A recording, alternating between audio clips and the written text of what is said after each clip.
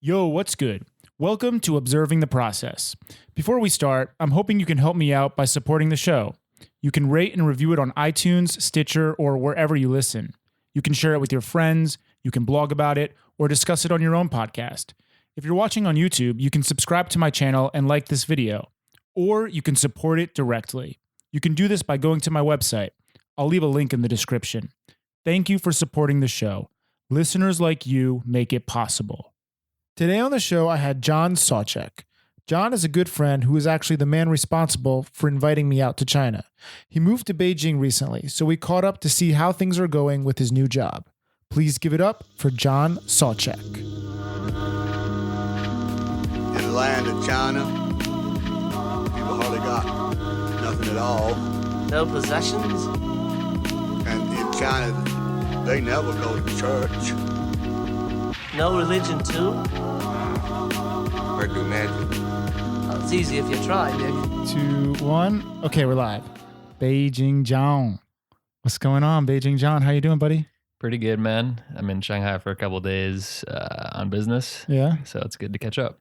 Yeah, man. I had the pleasure to visit you in Beijing.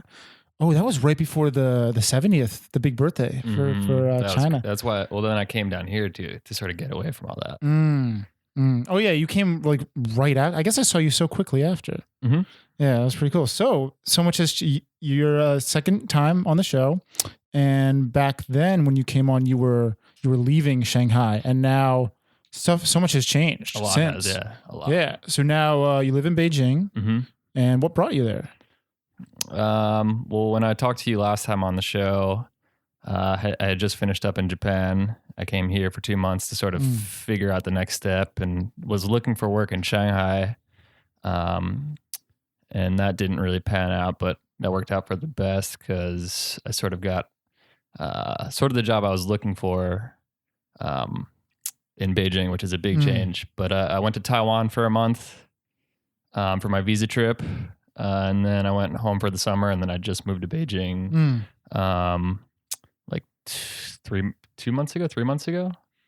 Yeah, man. Yeah, so a lot has changed. Yeah. A lot. And the job. Tell me about the job, because this is kind of like I'm very proud of you. I think it's like awesome that you finally did it. You know, Burton, you've been chasing it for a while. And so what do you do for them now? And what's it been like transitioning into kind of maybe your dream job or your dream company, I would imagine? Yeah, I'd say it's a little bit of both. Things are still developing. I was originally hired for like being product training for the greater China area. So what that means is I travel around the country and train our wholesale dealers, our partners, resort organizations, pretty much anyone that's touching the brand in some way or representing our brand in one corner or capacity in another. Just sort of train them on like brand history, DNA, product, customer service, and a little bit of sales. Yeah. But that's what I was hired for, but it's snowballing into so much more. Really? Because the rest of Burton Global, they've got, Japan, which is pretty developed. They've got Australia, which is pretty developed, Europe, and obviously the Americas. And they're all pretty dialed, and they've got long experience. But this is relatively newer in China, so it's a small team. Everyone's doing a lot of everything, and I'm opening stores and doing all sorts of stuff. So I'm actually going to Hebei for the next 10 days after this. In China? Where's Hebei? Basically just south of Inner Mongolia. Okay, so yeah, that is pretty far up north. It's funny. This dude, Donnie Does from Barstool, I've been talking to him. Apparently there's a guy up in Hebei who's going viral right now for just drinking alcohol or beer so fast. We might go up there and try and do like a short piece with him. You should. That sounds funny. Yeah, it'd be really funny to go check that out. But yeah, so the experience of opening new stores, because I think you probably are in a good position to do something like that. You've lived in China for a long time. You also have been in Japan where you were kind of, I know you told me you were even getting a bit of a extra commission because like you were able to speak Chinese to the customers. And so, but But actually doing the business in China of opening stores must be pretty difficult. I'm not so much on the back end setting it up. I'm more on the execution side. Right. And okay. But what I would imagine is you have a little bit of involvement in is educating a Chinese salesman to kind of be educated on how to sell and the terminology. And is that part of it or? Yeah. It's pretty much everything. Because I learned a lot in the Japan store. I went there from day one. So I was there to open that store. And we just opened our first Beijing flagship store, or first China flagship store in Beijing. Right. Yeah. So that's pretty huge. I saw the photos and I was actually impressed with how like well put together it was. And they actually had the Chinese super traditional dragon thing going on, right? Yeah, it was great. I always wanted to know what the backstory to those are. It's to bring good fortune and like luck to the organization. Okay. And like everything that involves red around like Chinese New Year and Hongbaos and everything that's involved with luck and good fortune is revolving around those red things. So like when you see red banners and lanterns above doorways around Chinese New Year, when it's someone's zodiac year, like if you're a dragon or a sheep or the snake or the rat or whatever, if that's your year, which comes around, should be once every 12 years, I think, obviously. It is 12, I'm pretty sure. You know, you're supposed to wear one garment or like bracelet or something that's red all year long. So you'll see people with ankle bracelets or wristlets that's red to bring them luck and fortune for the whole year. I actually haven't noticed that. Today I was in a copy shop just printing out your outline for the show.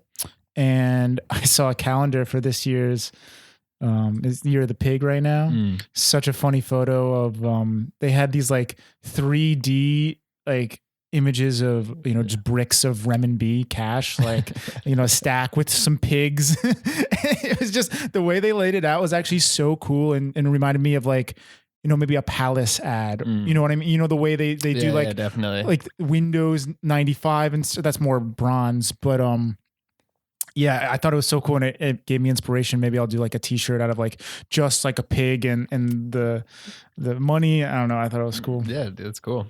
Yeah. But yeah, man. So let's go back because the first time we did the show, we did like a little, you know, the traditional timeline of your life, but we somehow missed the first time you ever came to China. So I kind of wanted to talk about that. Right. So what was that when you first came to China? This is like 2013 or something you said? This was, I think, 2012.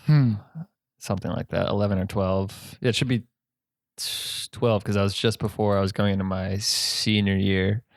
So my undergrad degree required an internship, which most do these days in order to graduate.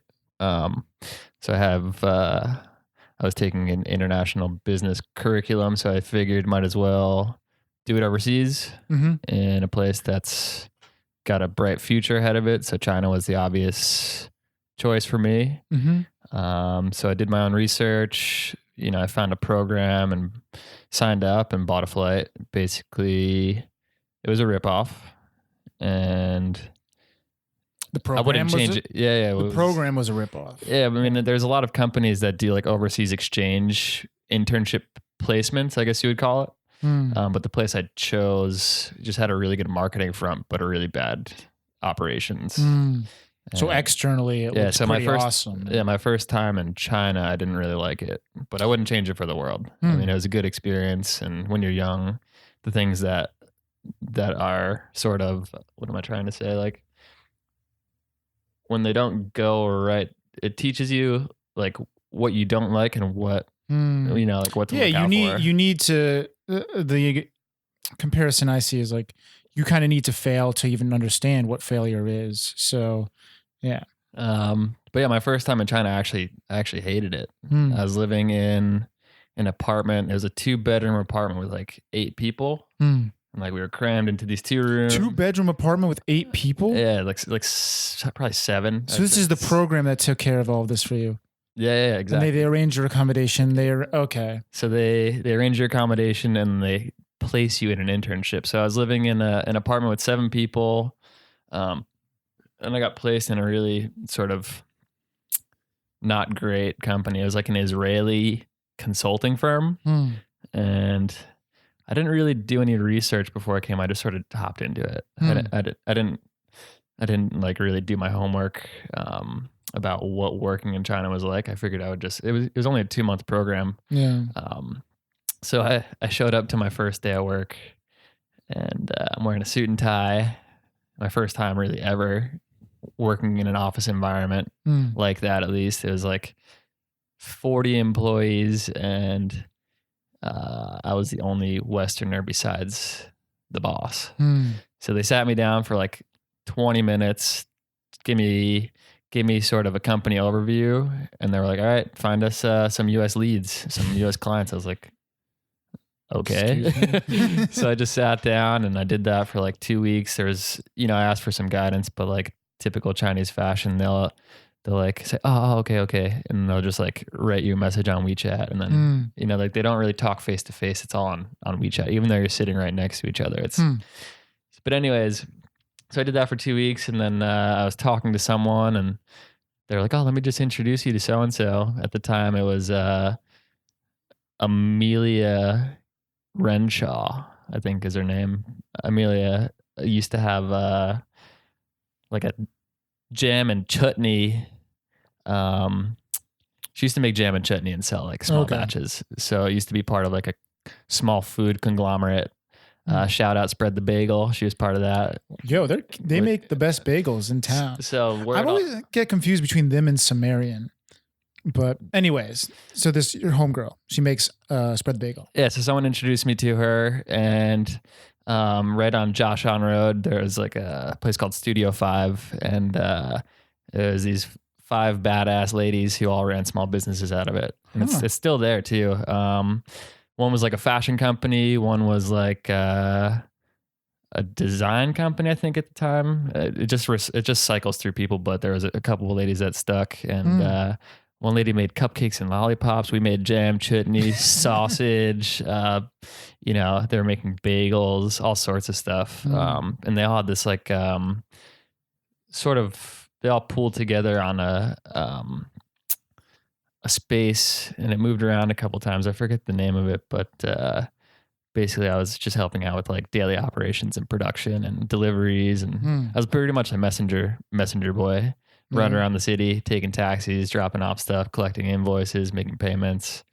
And that was a pretty great switch from the office job. So did you just like bail out? You're like, peace guys, I don't want to do this anymore. Yeah, just like I found something, like this isn't really for me. I found something else I want to do, and they're all just like, cool. Yeah. Whatever. But I put together, for 2 weeks of work, I put together a pretty detailed report and just said, here you go. Here's my results. Yeah. But I think a lot of companies, they take advantage of college students who are looking for work experience, but then these companies will take you on as an internship. They have no program whatsoever. They just are looking for free labor. And I think a true internship deserves like benefit for both parties. So like my best internship I ever did was I worked for Complex Magazine in New York City for a summer, and they had a real program. You go in there, and on the first day they hand you like a workbook, like a manual or whatever, like what you're going to be doing for this summer, what you should make goals, like what do you want to get out of this? And then you have very specific tasks. They treat you like an employee. Like I was very responsible for certain things in the studio. I worked in the studio, like green screen. I was recording sound. That's great. Setting up the stage.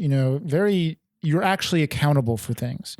And I think the problem with what you did is like, it's kind of like they're not paying you, so that's a win. And then even if you don't produce anything, it doesn't matter. They didn't lose anything. So then they don't have any responsibility to make you a better person. With me, if I don't record the sound right, or if I, am not putting the lights in the proper placement, let's just say simple, it's going to damage them. Yeah, it affects the production. Exactly. So that they have an interest in actually making me an educated and a better worker. So I don't know. I guess you have to, the company you have to vet them a little bit yourself. For anyone who's listening, trying to get an internship, maybe, I think that's the way to go, right? Yeah, definitely. I mean, it's okay to, it's just good to do your homework and look out for yourself. And like you said, set goals. Definitely. And lay that out in the beginning, the first day or two with the company. And whether it's an open-ended internship or 1 or 2 month or a 6 month, just set goals and just regularly check in with the employer or the supervisor. It'll go a long way. Yeah. So other half of this story is you just didn't really like Shanghai the first time, which kind of, to be honest, is a pattern a little bit in your relationship with China. And I just think it's interesting that you're somewhat just very open about it. Like that, like China gets on your bad side, and then some days is good, some days is bad. I think it does for a lot of expats, but I think the more you build your network and the more culturally and professionally you are aware and connected in the city, it gets a lot better. And now that I'm learning so much Chinese in Beijing. Like I'm like fully integrated into daily life. Yeah, let's talk about that. You're finally trying to really study Chinese at this point? I don't have time to sign up for classes yet, but I'm finally making it a routine, even if it's 20 minutes a day, just to, learn a couple words, learn how to read a couple words. I mean, whatever it is, I just try to progress a little bit every day. Yeah. And yeah, it's going a long way. Plus working with all Chinese staff in my company is like huge. Well, I think you're forced to speak Chinese at that point. For the most part, people are speaking English. Otherwise, it takes a lot longer to get the point across or to set clear goals or objectives, at least with me. But in daily talk and chatter, I ask them to speak Chinese, and they help me out that way. Yeah. How is Beijing comparing to Shanghai? I know you kind of mentioned it wasn't as good, but I'm just curious, anything changed or? There's good and bad to everywhere. I think the longer you stay somewhere, the more you just figure it out. I think starting in any new city, it just feels like a little lonely, and you don't really know where to turn or where to go or where to meet people or whatever. But winter's coming, and I'm a little nervous about that. But to go back to your other question, like the reason I didn't like Shanghai the first time was because it was summertime. And summertime in Asia is brutal, and back then it was also more polluted. So like, oh yeah, so it's just definitely was more polluted. I was like, oh man, like every day was just like every time you step outside, you're just like dripping sweat and coughing. And you're coming from Vermont air, buddy. Yeah, some strong Vermont air. Yeah, so moving or just visiting China from Vermont, it's funny. But I have a colleague that's from Beijing, and we were talking about this today. It's come up a couple times, but he says he's allergic to clean air. Yeah, right. He's been surrounded by pollution his whole life, so when he goes to somewhere that has a low air quality index, no way, he like can't handle it. I'm gonna fact check that. For some reason, I mean, like he's not allergic, but maybe just like your body becomes accustomed to something. It almost makes sense that like in a sudden change, like obviously he's not allergic, but maybe he does feel like adverse reaction, or I don't know. I think so. He's just really funny about it. He's like, I'm allergic to clean air. Well, where does he go? He actually lived in Syracuse for a couple of years. We were talking about that today. And he's got family in California, so he goes to and from, but he says every time he goes to the US, he has to like take a supplement or like what does he do? Smoke cigarettes? A pill. I don't know. Yeah. I don't know. It's funny. I agree with you. It's just like I got to check that out. It's silly. Yeah. I was listening to something today. The first reports of death from vaping are coming out right now. There's no historical data with all these new apparatuses that are coming out, and people are just like they're buying into the marketing and the trend. And well, yeah. So okay. So this is on the Daily podcast, and the story, I just listened to it. The story is about somewhere in the Midwest, some guy, he's been smoking his whole entire life, like at least 40 years, and then in his 60s, he gets a very bad condition from all that smoking. I can't remember the exact name of the condition.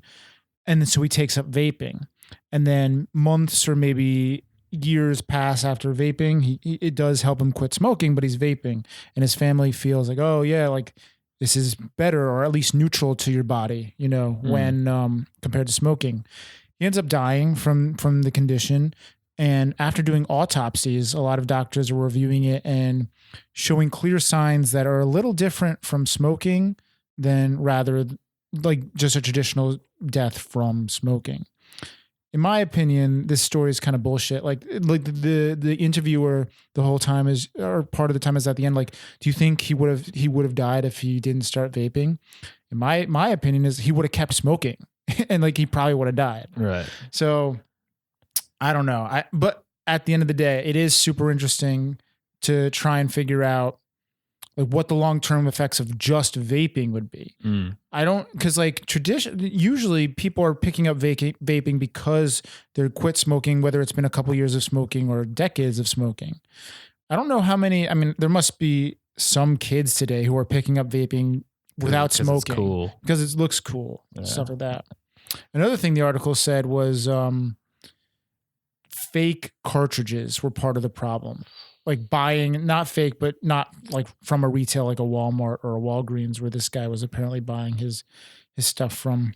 Well, it's got to be tough when trends like this explode at such a high rate. Quality control probably goes way down. And you can't regulate every product or every vendor, supplier, or batch rather. Definitely. I don't know if last time we talked about living in Japan much. I don't think we did at all. I don't think we did much at all. Yeah, so let's talk about that. Moving there, what was because you're a mountain man, I would say. Like you like living in Vermont, Japan, Colorado. What draws you to that? I know probably to mountains. Yeah, it has to be snowboarding. Well, yeah, snowboarding, and every mountain range is different. I think that's the coolest thing about exploring mountains is like every mountain range has something in common with the others, but it's also could be radically different. So the Rockies, even in Colorado alone, the Rockies versus the San Juans, northern versus southern Colorado, very different, or the Andes or the Appalachians or the Green Mountains, even like the Green Mountains and the White Mountains in Vermont and New Hampshire. They're pretty similar, but yet pretty different. But yeah, I think what draws me is getting away from people. For sure. And just being outdoors and snowboarding, of course, is the main thing. Yeah. Yeah. And when you moved to Japan, because like we worked together at Iconics and then you decided to leave.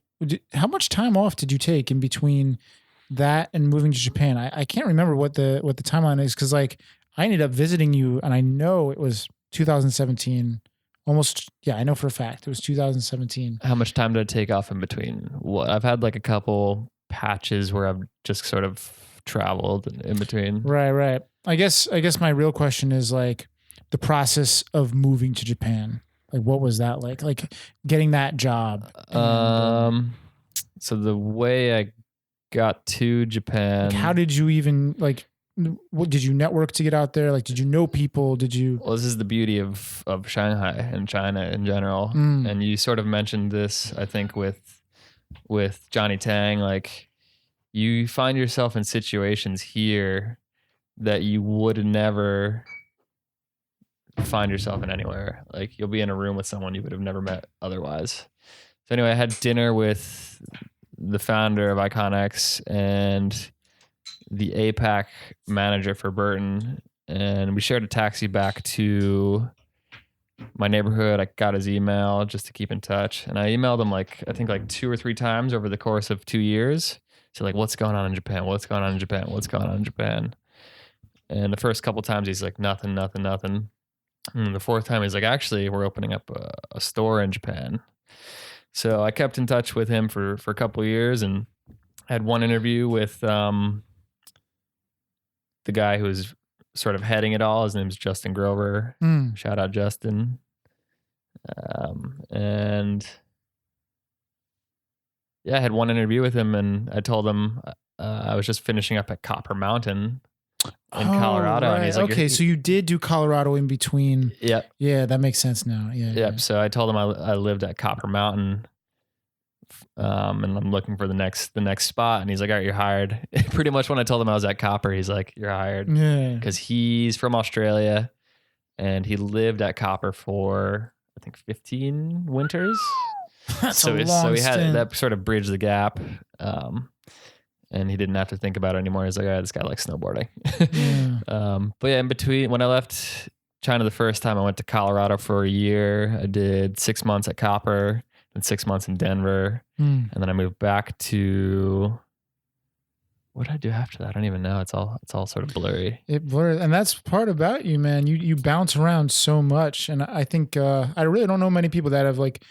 I know people that travel, but you tend to like live in place after place, which I find super interesting. Yeah, it's great. I did 2 years in China after college, and then 1 year in Colorado, and then and then I went to Japan for that winter, and then I remember I was in Tokyo. I went from Hokkaido to Tokyo, supported Tokyo, and Louis' dad, Andrew, him and I were talking. Richie had bridged that gap because I had called Richie and said, what's going on in Shanghai? Like, what's up with your company? So I had one phone call with that guy, Andrew, and I was in Tokyo, and he hired me pretty much in the same phone call, which should have been a red flag, honestly, because that was a horrible company, but a good experience learning what I don't like. It's crazy. Richie still works part-time with that. Like, Well, it's funny because I got him that job at Iconix, and then he got me the job at that trading company.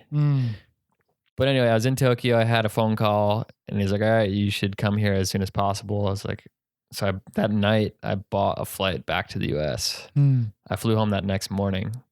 It was super cheap. It was like $450. So I pulled the trigger. So I went home, got a new visa in 2 weeks, and then from that phone call, I was on a plane a month later back to Shanghai. So then I finished that. I sort of quit because it was just a nightmare. And then I went home for the summer, and then I went back to Japan again. And then came back to China. Yeah. Yeah. I have a new segment of this show. It's called Instagram Lurk. And the premise is I go deep on your Instagram and kind of just look at some photos. And I also post them on the website, so you can go there and look along with us. So and then I think some cool stories come out of it. Okay. So I'm going to have you take a look at these photos. This is your first photo that you ever posted on Instagram. Oh God, what's the date on that? I don't know. This time I actually do have the date. So it's sometime in 2013.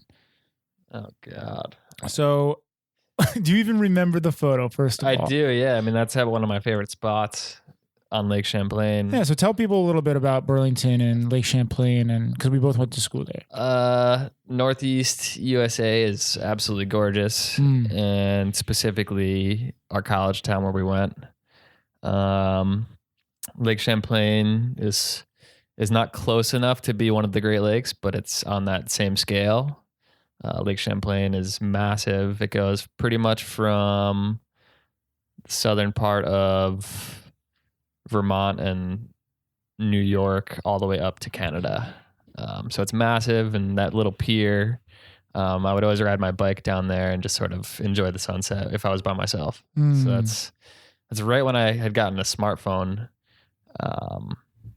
And yeah, enjoyed the camera feature. Yeah, that's something else about you. You like to ride your bike around, and like I think I find a similar experience if I ride my scooter, and I find a lot of peace just kind of listening to music or tuning out and just kind of taking a cruise. And when did you start doing that? Do you find you do it like for therapeutic reasons, or is it just something you've always been interested in? 100%. Yeah. And it all started in college when I would finish homework or everyone else would be at class. I would just hop on my bike and go to the Old North End, which is kind of pretty crazy colored houses and all sorts of immigrants. Dude, I love the old North End. I think when I was going to school there, I would work at the Boys and Girls Club after school. And dude, yeah, I would ride my bike around there. That is when I got into biking as well. I think Burlington is super, super welcoming to biking. Yeah, and getting around. And that whole old North End, there's is it immigrants or emigrants? Emigrate? Or like I know immigrants are coming from overseas, but what's emigrate? I want to just make sure I set that clear. Let's just say they immigrated. Okay. So like from the old North End in Burlington all the way through Winooski, even through like Essex, there's all sorts. Damn, you'd go that far out. No, sometimes, but in general, it'd be mostly Winooski. Yeah, Winooski is more like achievable. Winooski, my town. Shout out. Dude, you know what's so funny? The music video. I didn't know there was a music video. Epic. Dude, Jordan Sparks would say that shit all the time. Whoever's listening, go on YouTube and listen to, or watch Winooski, my town. Winooski, my town. It's amazing. I mean, okay, so in all seriousness, this part of Burlington, the North End, is super interesting because there's a ton of, I think they're all from Darfur or some part of Africa, right? Sudan. Yeah. All sorts of places, but Champlain used to have an event. I don't think it's going anymore. It used to be called Slam for Sudan. I think that was like a little bit before you came up there as well. Like they would do like a basketball fundraiser to raise money for Sudanese refugees coming to Burlington, which is so cool about Burlington. It's such a small place, but they're so inviting to people who want to just contribute to society and have a better life. And they set them up for that instead of people coming and not knowing what to do, they actually give them tools and resources to start a new life. Yeah, I find that so important. Rather than just, giving someone a paycheck, right, or a dollar, you don't give a man a fish, you give him a fishing pole. Right. That's the saying. Exactly. Shout out Johnny Tang. What up, fishing? Yep. But yeah, I started just biking around just out of sort of not curiosity, more boredom, and that developed into curiosity. And then coming to Shanghai, which is a massive city with all sorts of history and different pockets and neighborhoods. I mean, just over here, right next to Alex's house we're at right now, it used to be one of the coolest areas I've ever seen in my life. It's just like old Shanghai, old fishing port Shanghai, like 1-story lane houses, 2-story lane houses with just local Shanghai people. And it still is. You think it's changed too much at this point? Up until now, definitely. There's brand new streets. They cleaned up a lot of stuff. Yeah, it's my still very interesting. Yeah, Fulton mentioned that. She's like, the streets feel different. They used to have one street that was just all refrigerators. It was like a full city block full of like used refrigerators, washing machines, AC units, and it's just gone. Like what's stuff so like funny that is gone. About China, just the way they do things is they have like streets that are clusters, just one thing.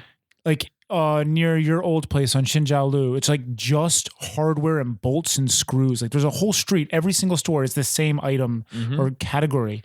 Even when Tang had his podcast, he was saying like the way they do when he would buy, like, not fake market, but just like outlets, like just massive malls and like the one mall was just shoes. And then there's a mall next to it that's like just t-shirts. And then there's a mall next to it that's just pants.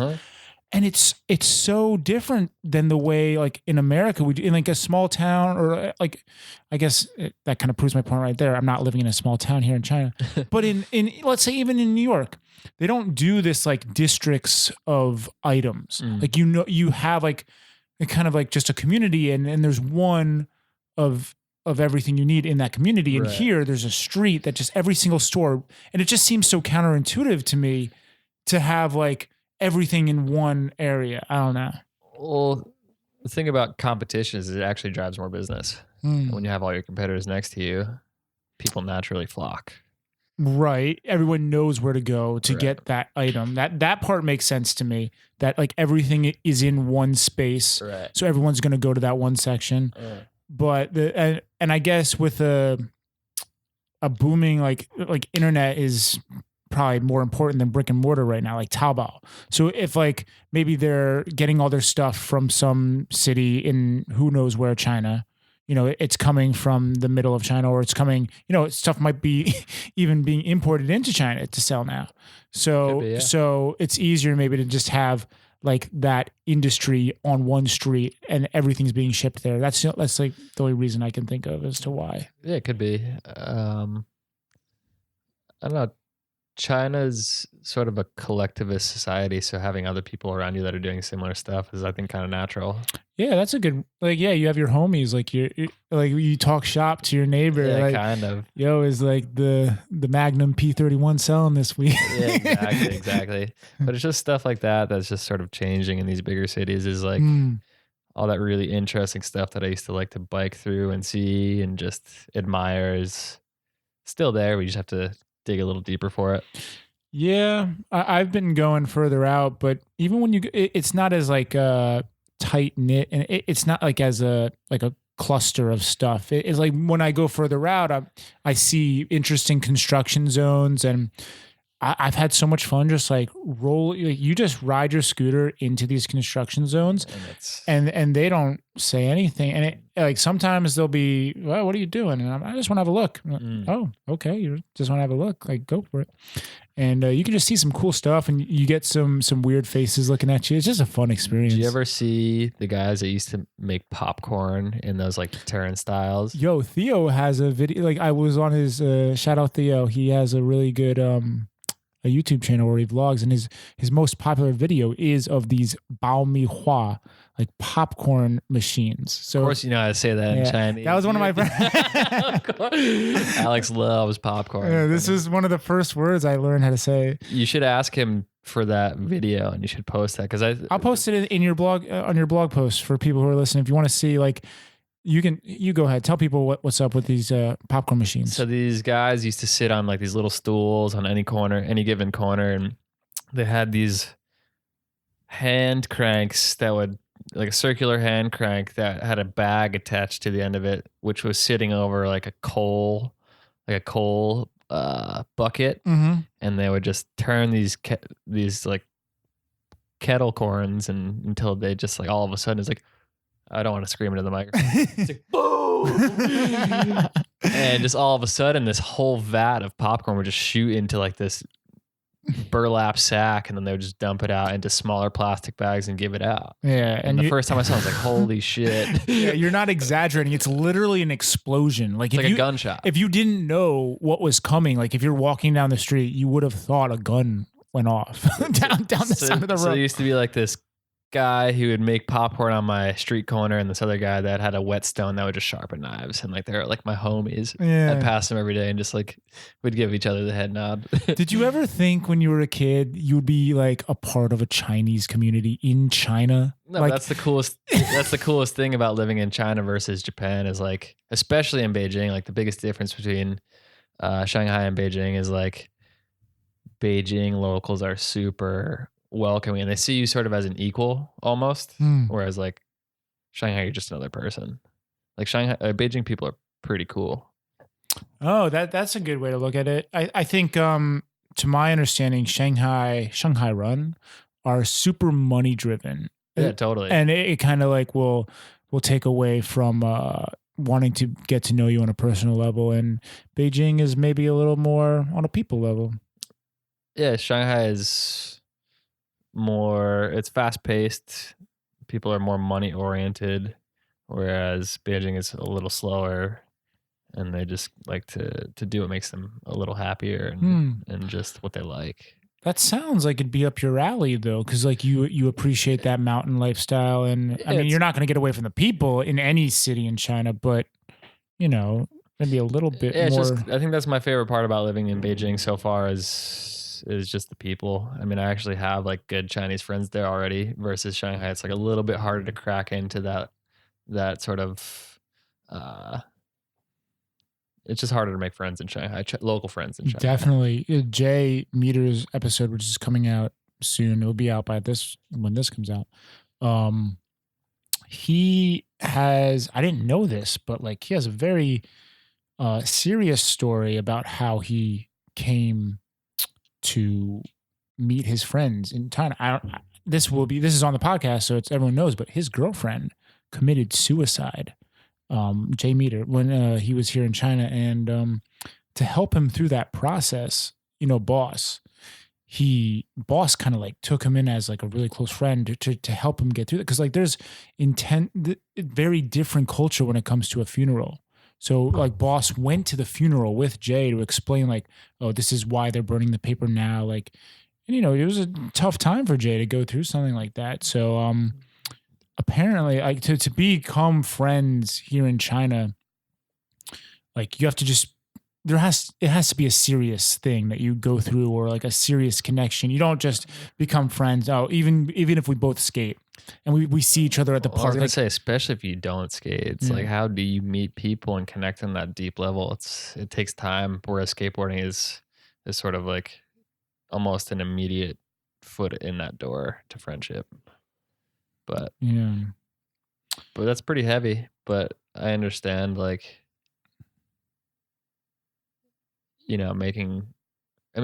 China's all about relationships. Guanxi is like massive. When you first come here and you move here, you learn the word Guanxi quite quickly, probably. And for some reason, it like the word relationship, Guanxi, connection, relationship, whatever.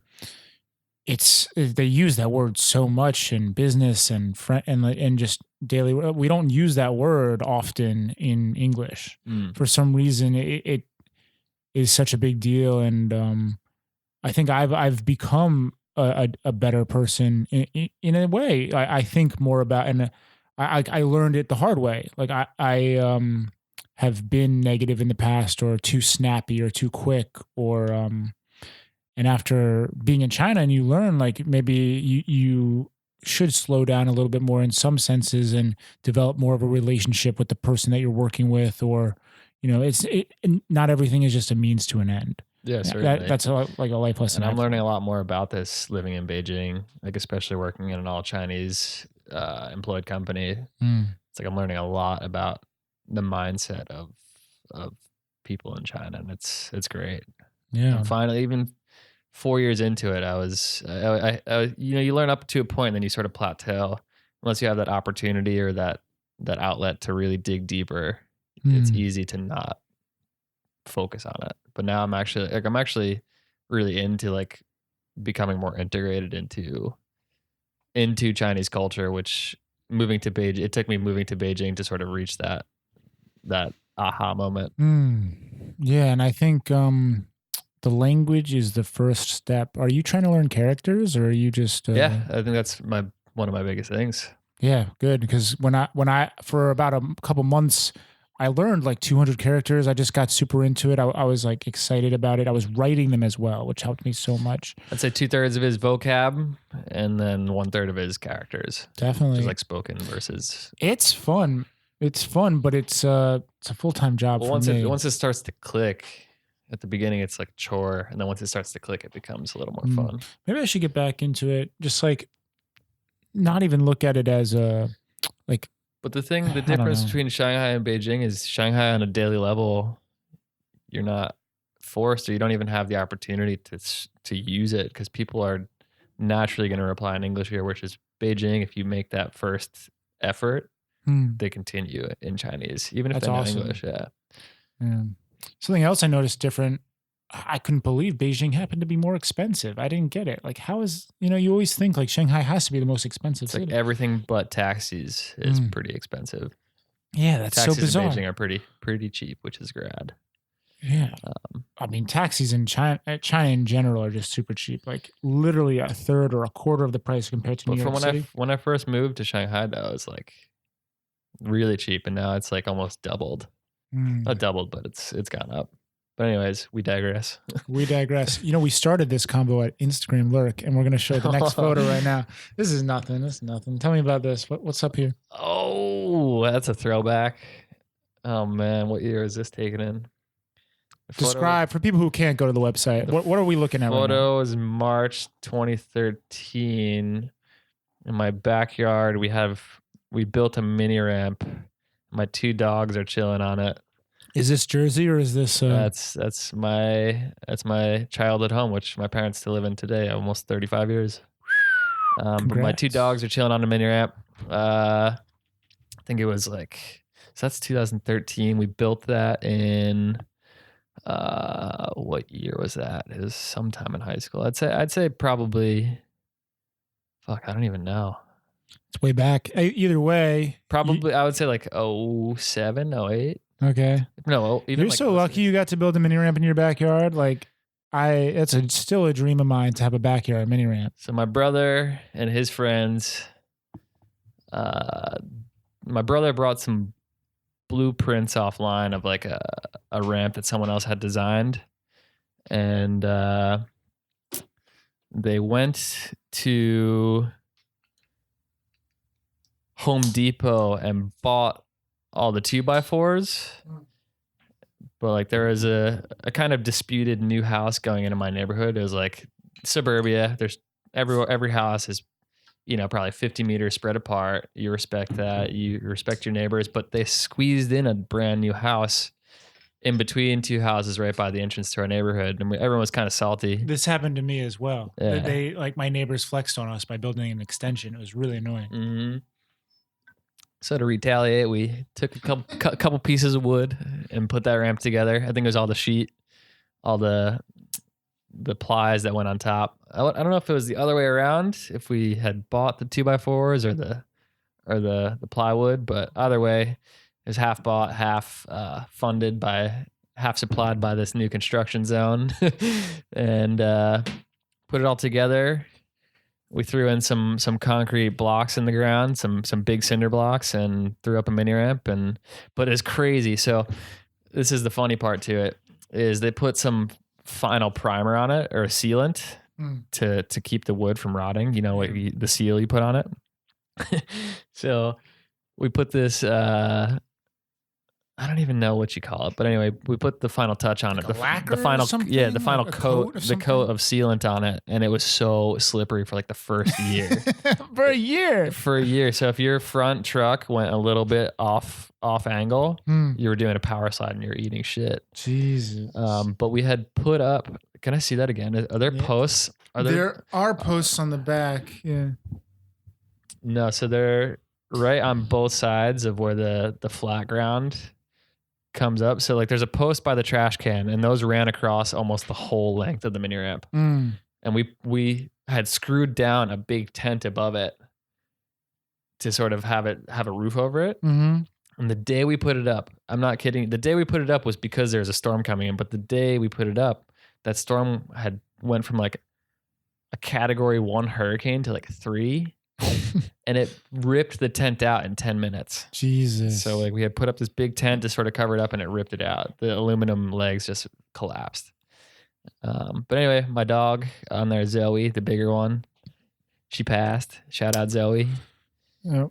But big good times in that backyard. But I had just went home, I think it was 2 or 3 years ago. I just took it down with a sledgehammer by myself. Oh, really? So we put it up with like 6 or 7 people, but I sledged it by myself. Yeah, that's kind of I'm a very sentimental person, so I would probably shed a tear if I was Well, yeah, I mean, it's my final stint of growing up in that house before I moved out, was we have sessions in the backyard. So sick. So like me and all my high school friends and my brother and his friends would just go there after school and just sesh.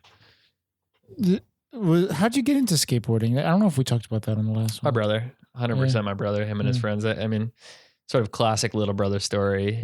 I just did everything they did. That's so sick. Yeah. It's so sick to hear it from that side, because like I'm the older brother in my family, so I got my brother into skateboarding. Yeah. He just did everything I did. That's so cool. It's always that's super fascinating. I'll never know what it's like to be a little brother, and you'll never know what it's like to be a big brother. I don't want to know what it's like to be a big brother. It's different. Being the youngest is rad. I think being the youngest get away with is everything. Pretty dope. Yeah, you get away with everything.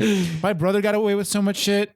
But like I'm into music and skateboarding. Yeah, you kind of snowboarding. My brother is way cooler than me, because I think he gets an example of what to do and what not to do, like kind of sees me go through my shit, like whether he's conscious of it or not. Right. Do you think you could maybe look back like retrospectively? And I mean, for sure you get to see like what's cool in a sense, or at least you have some type of guide.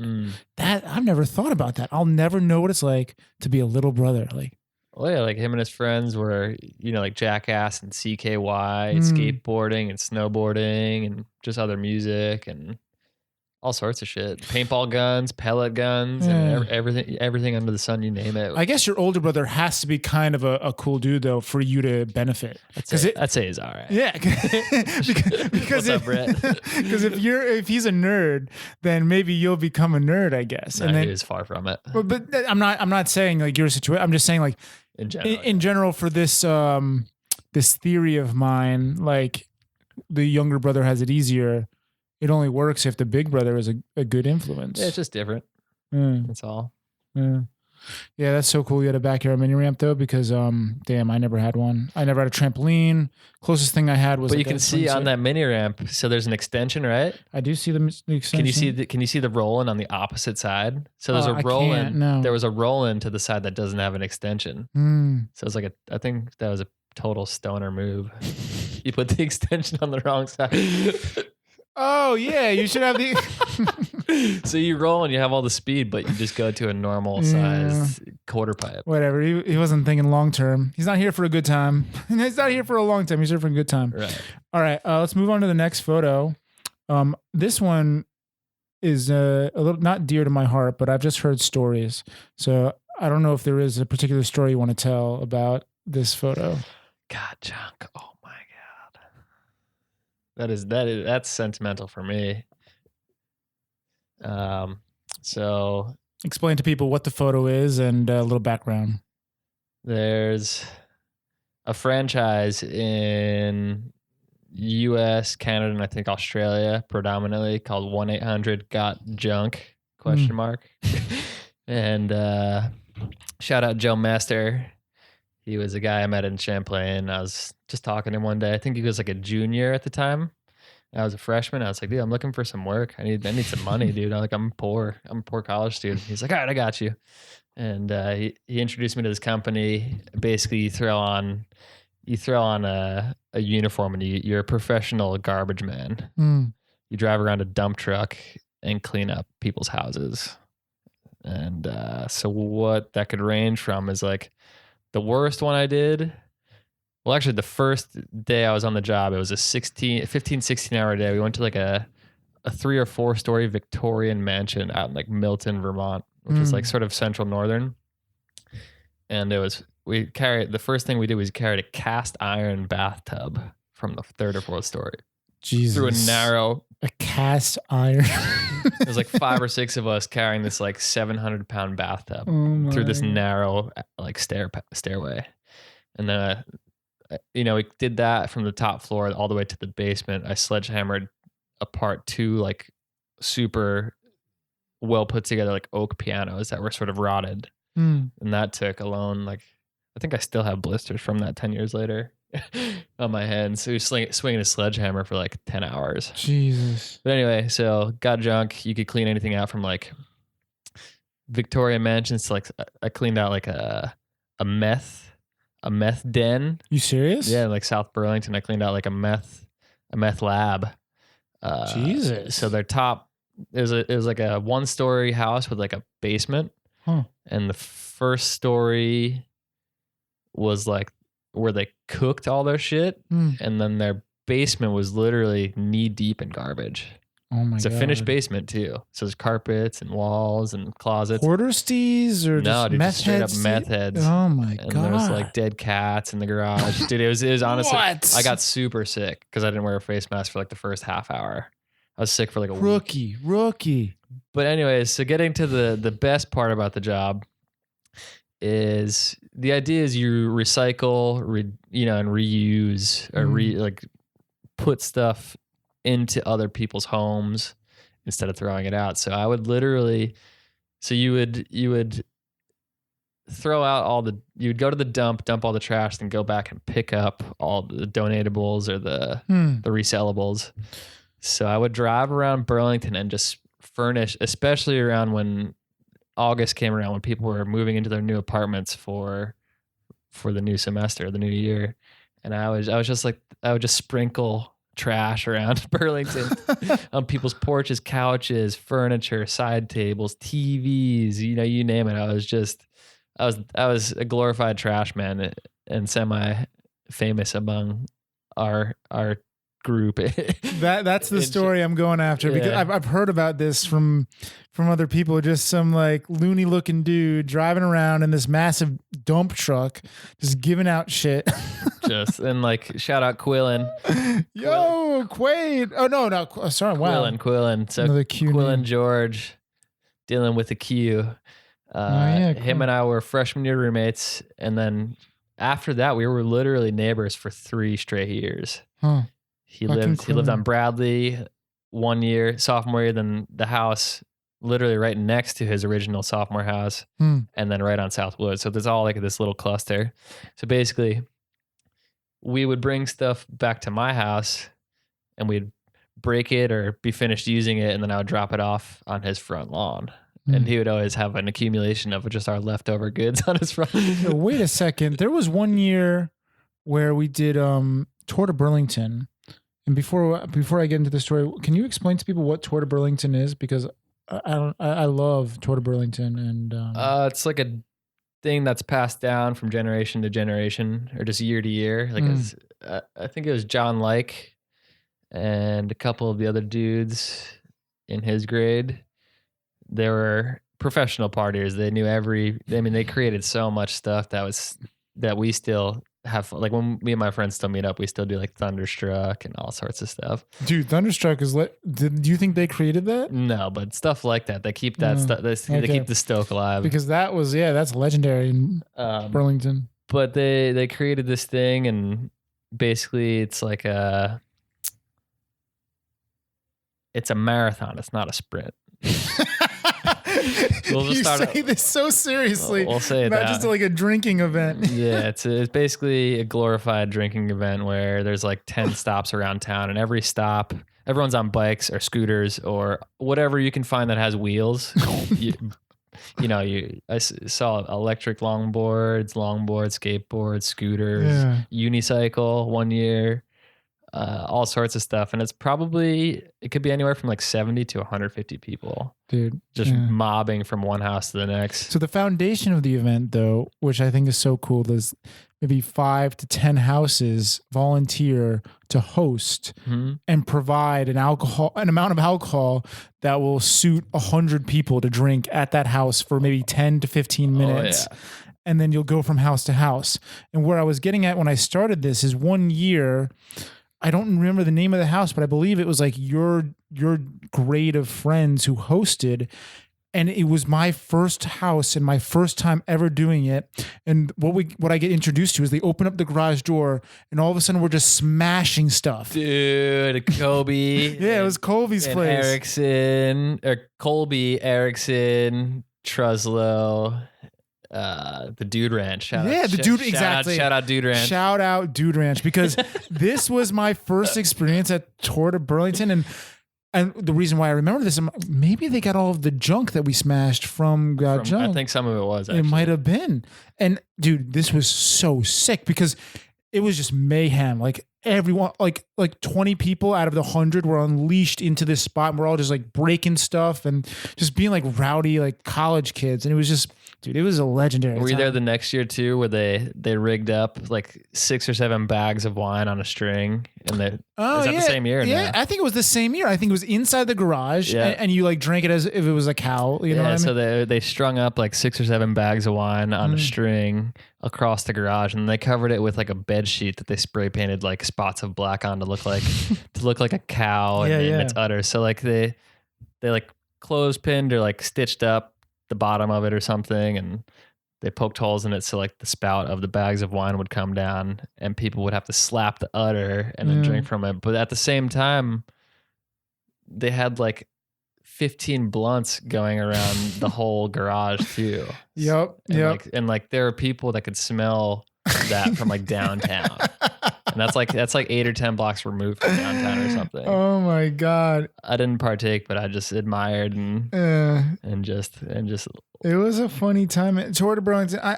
Because there was something so cool about that. It's more than just a party. It was like a celebration of spring and finishing another year of school. That and the amount of coordination that goes into an event like that, it's actually, pretty sophisticated.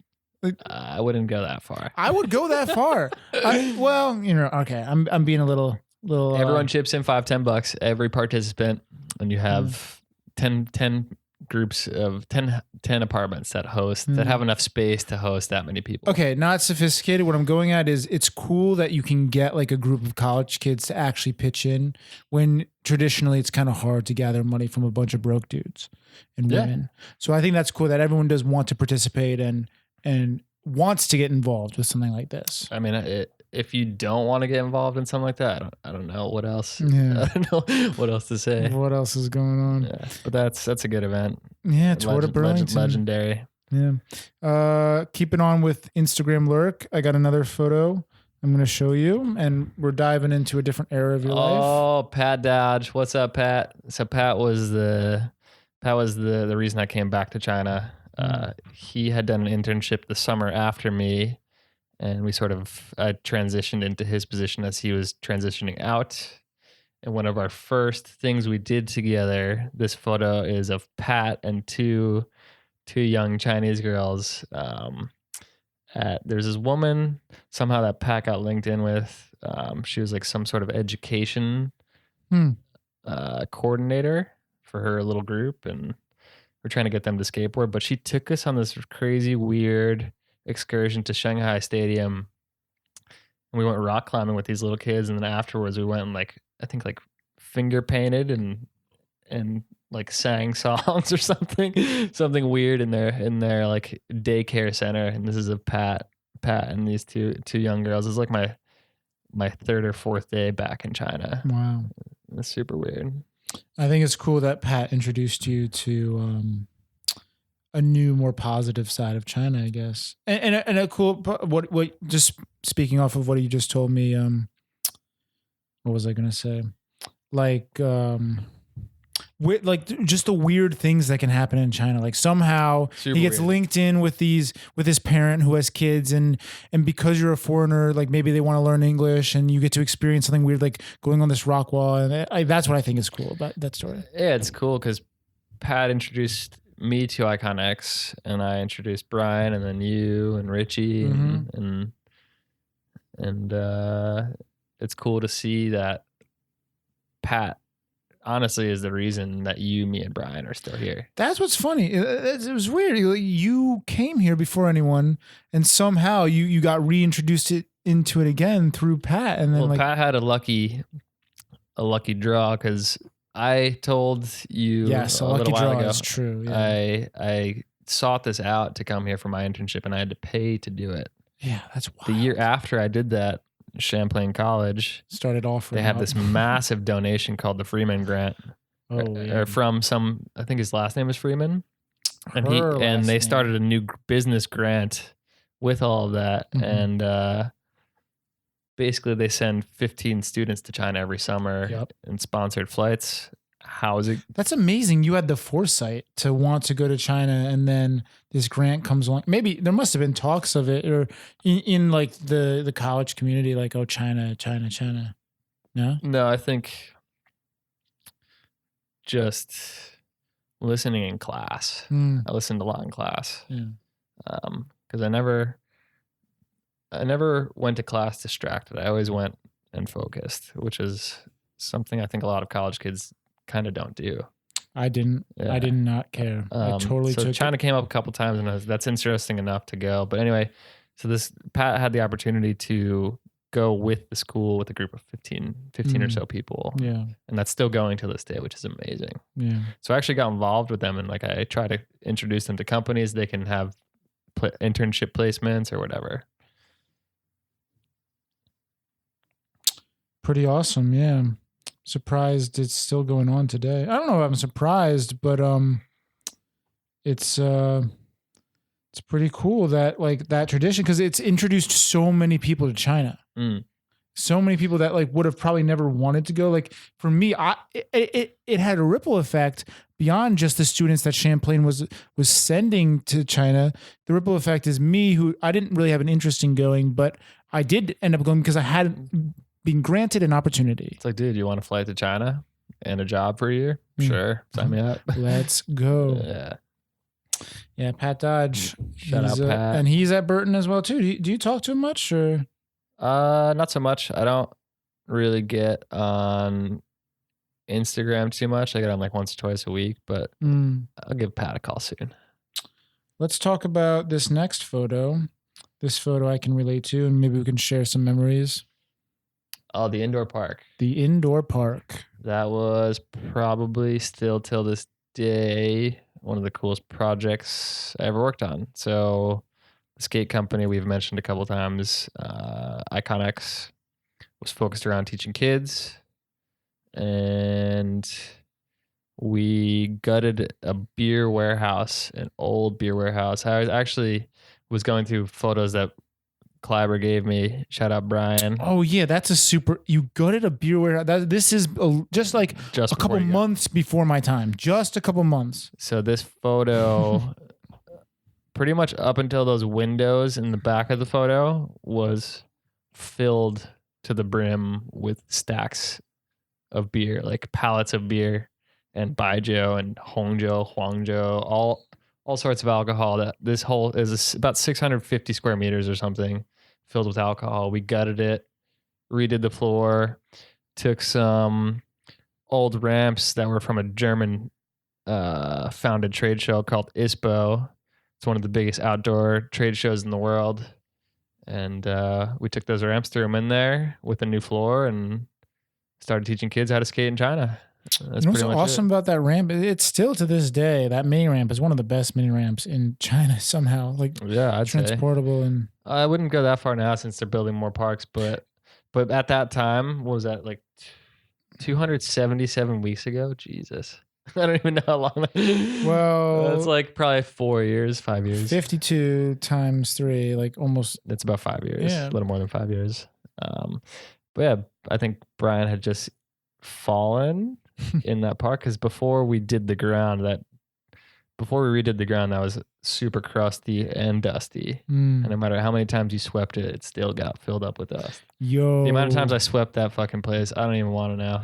Dude, that was like a little bit of a running joke is Sawchak just sweeping up the place. But it wasn't even with a proper broom. It was like one of those little brooms that's not even waist high, and I was hunched over. And not even that. Sometimes it was one of those. You know what's funny is those bamboo brooms with like they're actually good. So good. They're actually good. But you need those fine bristles for that kind of dust. But dude, I saw this photo and it got me thinking of like how many times we actually changed up the layout of the park and like the way we like because you could change just like people were. I was talking to Lucas and Richie. Everyone liked the first this one exactly like this little quarter pipe and then kind of into another section like up and I don't know, I thought it was different than because I can barely remember this photo right here. I can only remember the way we left it when we closed it down. So were you there when that whole thing got shut down? No, actually, now that I say that. Now I went back there recently. And to that area? That whole zone is demolished. Wow. I was about to say. The whole marina, all the ping pong. So there's another. Yeah, there's another. Oh my God. Another warehouse that was another warehouse that was full of badminton. Another warehouse, 600 square meter space that was full of ping pong, basketball. So that was all supposed to be a sports complex. Yeah. And then as soon as it started to gain traction, typical China fashion, they just fucking bulldoze it. They didn't even give a reason. They don't have to give a reason. Well, what it is now is it's a green space. So the whole on the Pudong and the Puxi side.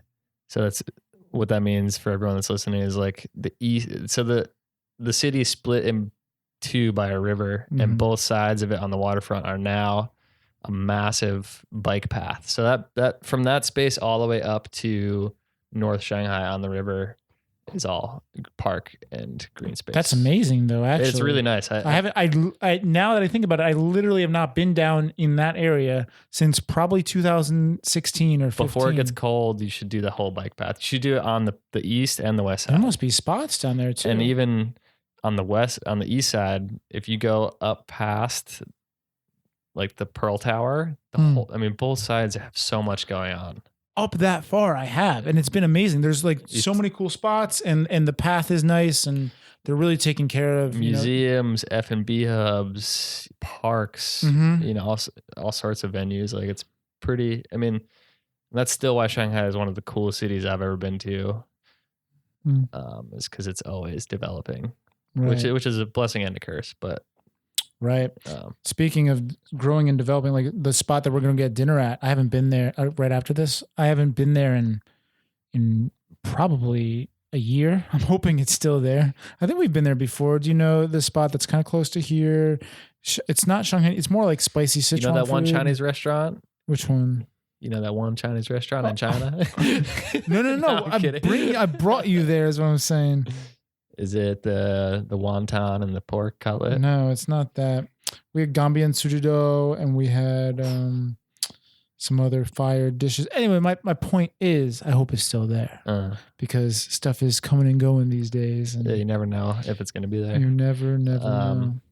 But that project was pretty cool, and I'm glad to have learned from it. It was a great learning Definitely. experience. I'm so excited, or happy rather, that I did get to experience that as well, because working in a skate park or just a like skate shop. We talked about this last time. Just if you have the chance to do a startup, just do it. Definitely. Yeah. I completely, because like the wave and the ups and downs that come with it are like terrifying, horrible, and amazing at the same time. How much stuff you are sort of forced to get involved and do. It's like, it forces you to grow. Yeah.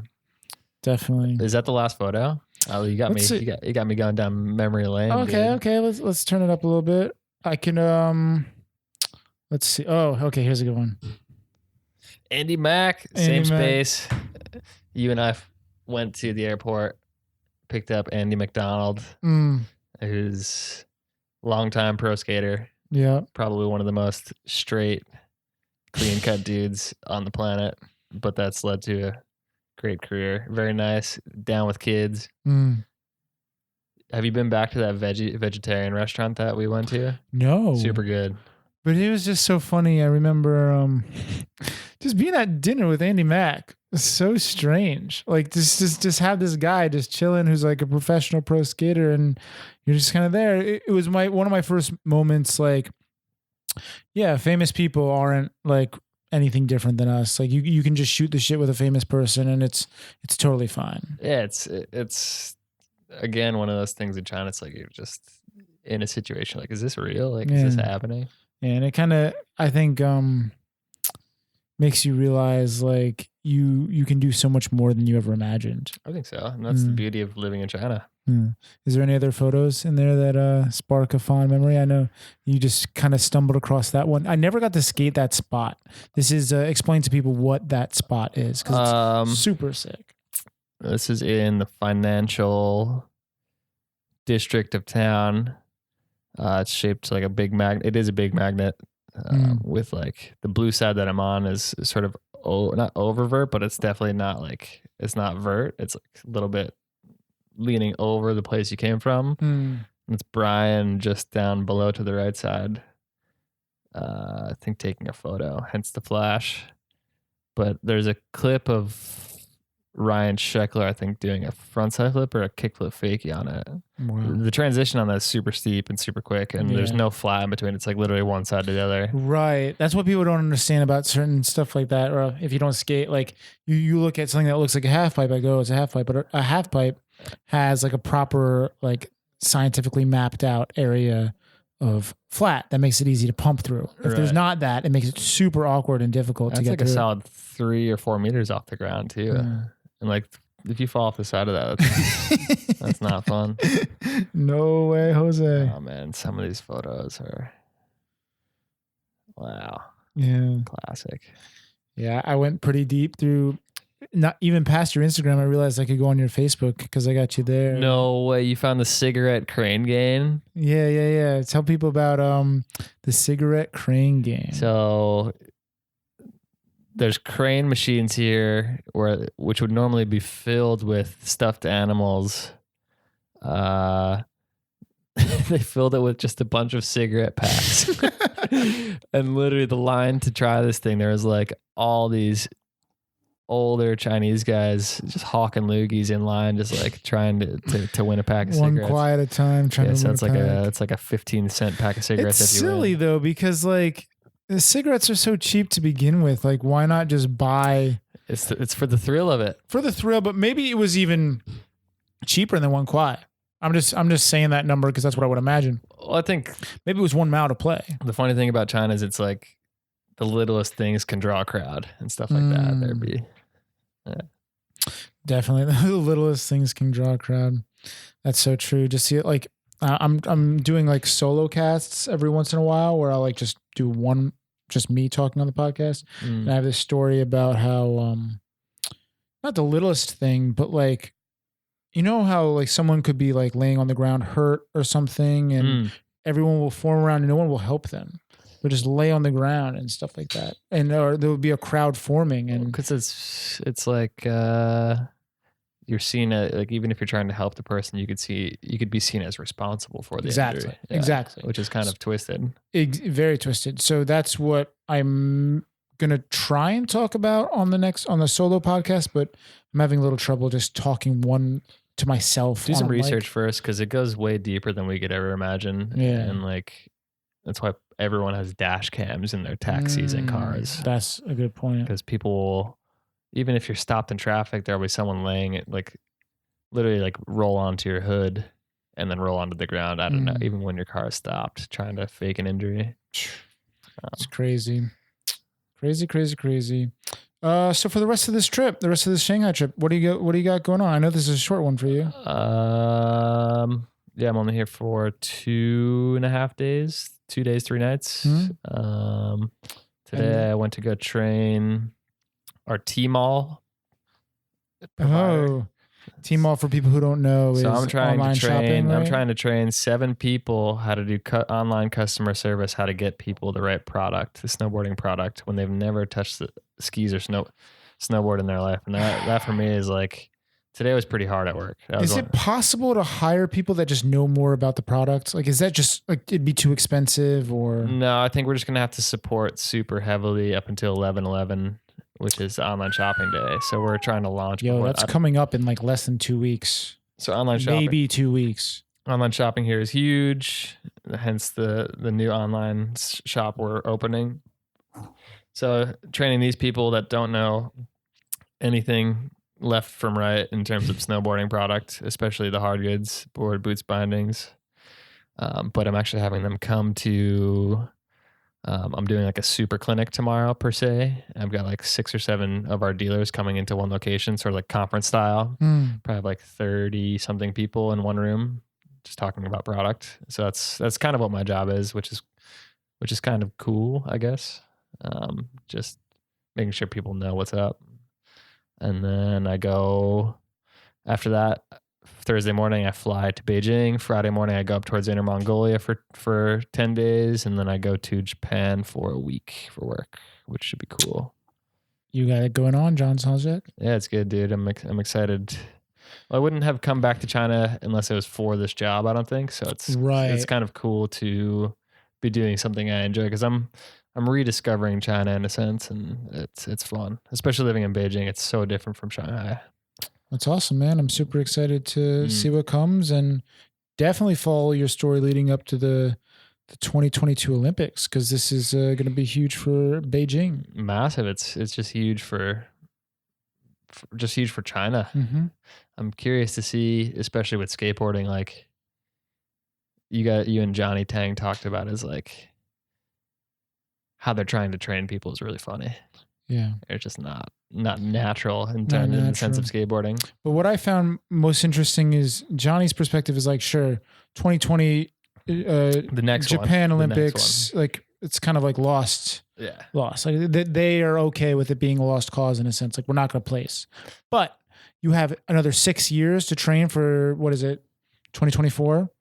I guess it's 5 years right now, but they've known about it. They've been training for at least a year at this point. So 6, whatever, 2024, wherever those next Olympics are going to be, that they have a shot to really train some scientifically engineered kid to skate. You know what I mean? Lock them in a warehouse. Yeah. That's how they feed them under the door. That's how they think it's going to happen. Just kidding. And it'll be interesting. But what do you say we go get some food? Down. Let's do it. All right. Peace, guys. See you guys. Boom. That's it. Thank you so much for listening. If you found this podcast valuable, there are many ways you can support it. You can rate and review it on iTunes, Stitcher, or wherever you listen. You can share it with your friends, you can blog about it, or discuss it on your own podcast. If you're watching on YouTube, you can subscribe to this channel and like the video, or you can support it directly. You can do this by going to my website. I'll leave a link in the description. Thank you for supporting the show. Listeners like you make it possible.